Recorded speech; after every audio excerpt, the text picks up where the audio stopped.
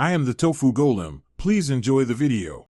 You start by revealing hidden formatting so you can see exactly what you're removing. Turn on Show /hide marks and scan for the page or section break symbol. Once visible, place the cursor just before the break marker. This ensures deletion affects only that break.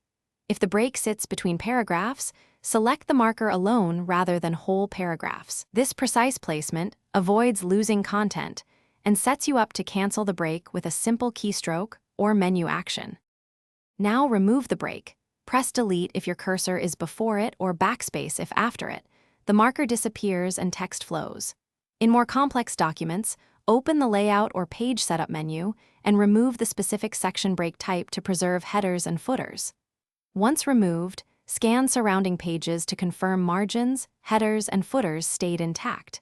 If pagination shifts, adjust spacing or paragraph settings to restore intended layout while keeping the canceled break removed. Finish by reviewing headers, footers, and page numbers to confirm continuity. Changes to section breaks can alter those elements. If something looks wrong, immediately use Undo and try removing the break a different way, like selecting the marker and cutting it or using the Documents Break menu.